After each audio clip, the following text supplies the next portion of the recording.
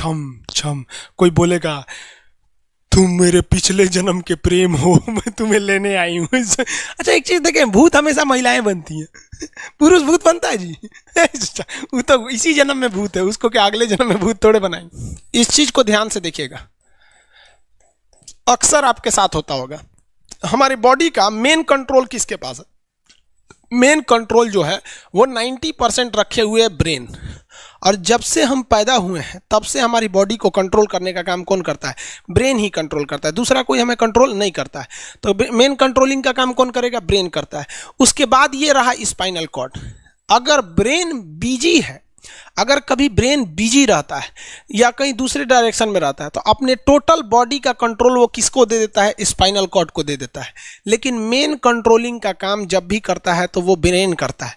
कभी कभी हम किसी दूसरे के ख्याल में खोए रहते हैं या कभी टेंशन में रहते हैं या कुछ सोच रहे होते हैं, तो ब्रेन पूरी तरह से उधर ही है। ब्रेन ने अपना बॉडी का कंट्रोल किसे हैंडओवर कर रखा है? स्पाइनल कॉर्ड को हैंडओवर करके रख दिया है। जैसे डीएम साहब नहीं रहते हैं तो एडीएम को हैंडओवर करके दे देते हैं। तो जब कभी भी कंट्रोल से बाहर हो जाती है कोई भी चीज, मतलब ये दिमाग कहीं दूसरी ओर बिजी हो जाता है, तो हमारी बॉडी को कंट्रोल कौन करने रहता है? Spinal cord. अब स्पाइनल कॉर्ड को कुछ अच्छा एक्सपीरियंस नहीं है बॉडी को कंट्रोल कैसे करना है। जैसे मान लीजिए ये मार्कर है, ठीक है, यहाँ पर, तो हमारे ब्रेन में इस में है आपका सेरिब्रम, जिसको पता है कि इस मार्कर का वेट बहुत कम है, तो ये उतना ही शक्ति का आदेश देगा कि भैया आराम से उठा लो। समझ में आ गया? लेकिन एक बाल्टी से भरा पानी है ना, मतलब किसी बाल्टी में पानी भरा हुआ है, तो हमारा आंख देखेगा तो सेरिब्रम बोल देगा अरे बकलोला पूरा भर पानी है, तेजी से उठाओ, तो उसको तेजी से उठाना पड़ेगा।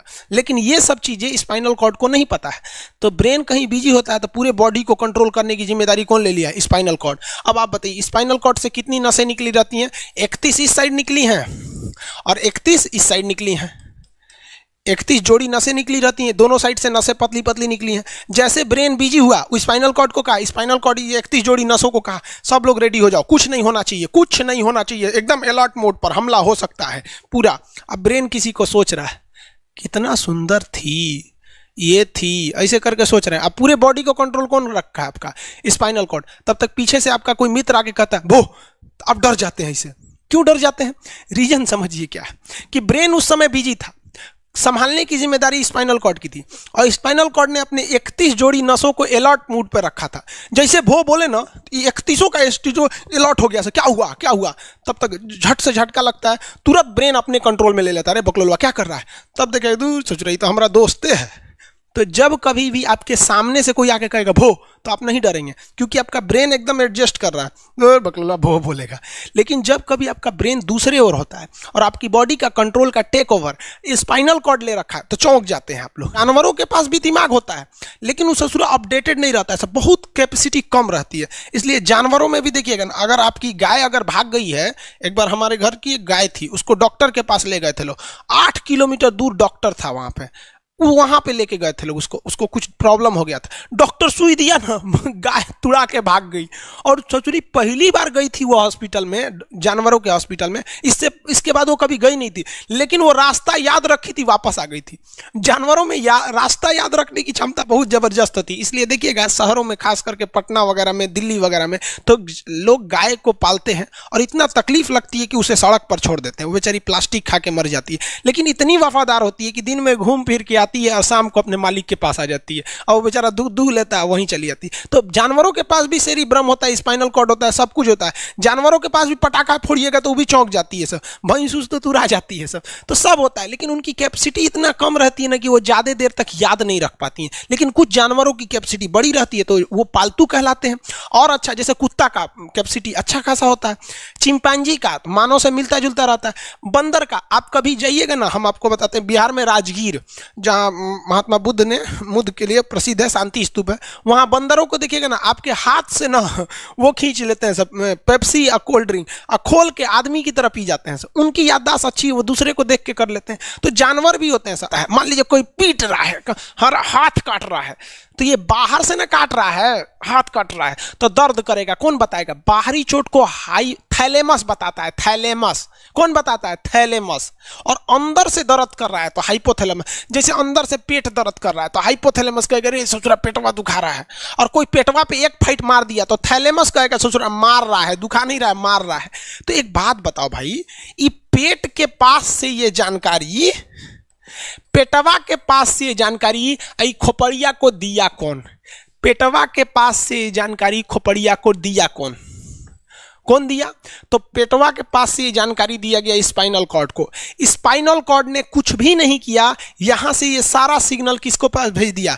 ब्रेन के पास भेज दिया। और ब्रेन डिसाइड करेगा कि ये अंदर का दर्द है कि बाहर का दर्द है। इसलिए डॉक्टर जब ऑपरेशन करता है ना, ऑपरेशन करेगा तो आजकल डॉक्टरवा क्या करता है ना, स्पाइनल कॉर्ड में एगो सुई लगा देता है। देखिए ये स्पाइनल कॉर्ड है ना, एगो यहीं पे गर्दन के पास एक तो सुई लगा देगा।